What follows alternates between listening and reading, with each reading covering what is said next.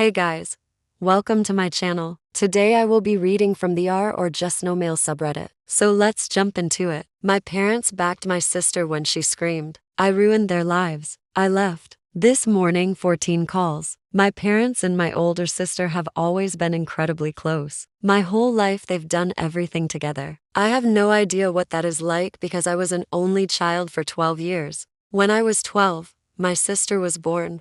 The pregnancy was high risk, and both my parents had to take turns staying in the hospital with her for months. They were so enamored with her that it took them a while to adjust to having another child. Once she was healthy enough to come home, I remember being shoved aside and ignored. I wanted my parents all to myself again, but it wasn't possible. So instead, I retreated into myself. I was already an introvert, so I just started spending most of my time alone, reading, drawing, playing video games, and writing stories. That's how I spent most of my childhood.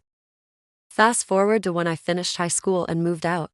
I got a scholarship to study illustration in college and eventually got a job at a publishing company after graduation. Things were going well until one day when I heard from my parents that my sister was pregnant. My parents immediately went into full-blown nesting mode. They helped her pick out names, paint the nursery, buy things for the baby, etc. My sister told me that she couldn't wait for me to become an aunt and that we would be great at it. At the same time, I felt resentment grow inside of me. I didn't know if it was because my parents had once again completely ignored me, or because my sister had said that she couldn't wait for me to become an aunt. The resentment came to a head when my niece was born. My parents, my sister and her husband flew to my city to celebrate. They had been planning it for weeks, even making me pick out outfits for the baby to wear. Then they showed up and I saw my niece for the first time. I congratulated my sister and gave her a gift that I had picked out. It was a cute little silver rattle. She opened it and then looked at me with a face like I had given her a turd.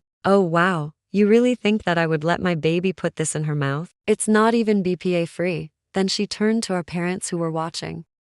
"Right, Mom, Dad, isn't this just awful?" They agreed and I walked away. I wish I could say that that was the end of it, but it wasn't. The next day, my mother called me to complain about me. She said that I had hurt my sister's feelings and that she needed me to apologize. I refused and hung up on her. Later that week, my sister called me. She told me that I had ruined their lives because they couldn't believe that I would treat their first grandchild like that. I told her that she should stop acting like a baby and that she needed to learn to take responsibility for her own actions.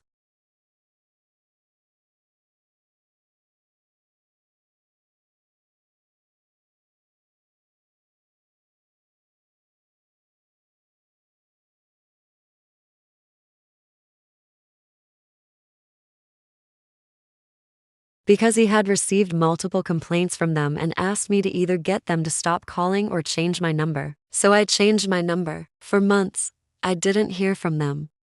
My friends and I joked that they had finally gotten the hint and left me alone. Then one day, 3 days before Christmas, I got a call from my dad. He asked me why I hadn't responded to any of his calls or texts. I told him that I couldn't keep being gaslit by him, my mom and my sister, and that I wasn't going to apologize for defending myself. He got angry and accused me of being selfish. I told him that he and the rest of my family had been anything but, and then I hung up on him. That night, I got a call from my sister.